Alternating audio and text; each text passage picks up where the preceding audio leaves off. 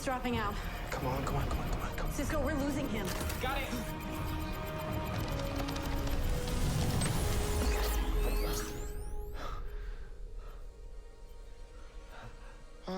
Dios mío, thank God.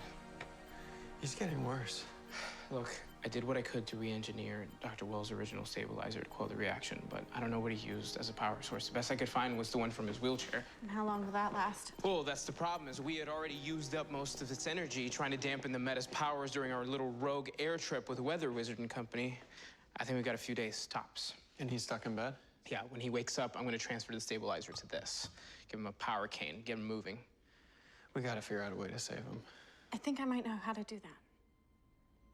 When the particle accelerator exploded, the dark matter that collided with Professor Stein fused with the firestorm matrix and altered the normal molecular processes that occurs within his body. Those highly reactive molecules needed something to bond with in order to stabilize. And that's where Ronnie came in. Yes, and now that Ronnie is no longer a part of Professor Stein, Those molecules don't have anything to bond to. and the longer he goes without merging, the more unstable he becomes. Oh. All right, so what do we do?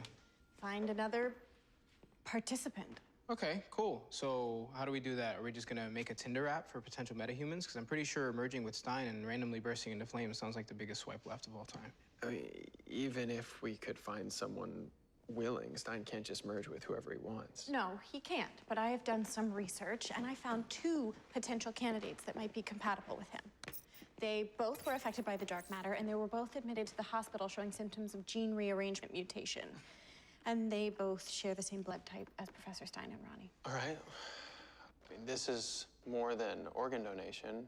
We'll need more than tissue typing to see if their bodies are compatible. If I can isolate the genetic locus of the 2 candidates and cross-reference it with the mutations in Professor Stein, I might be able to find a match and save his life. Why do you need to do that?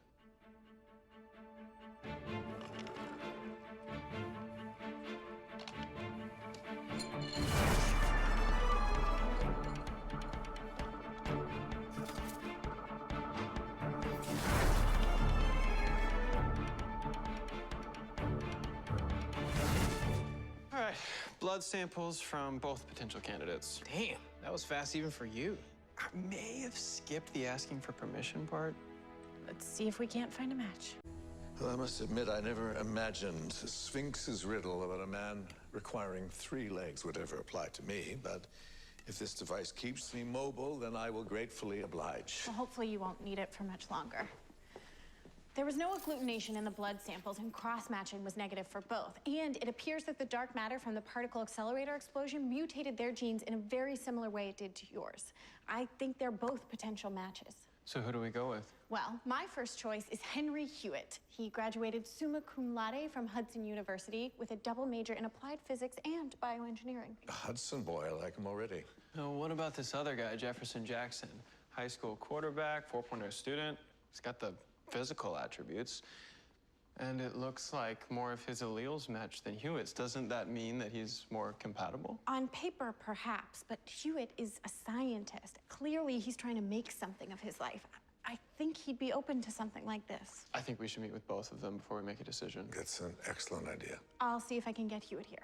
All right, in the meantime, we'll go meet with Jefferson Jackson. And I will try to find something else to help keep you stable.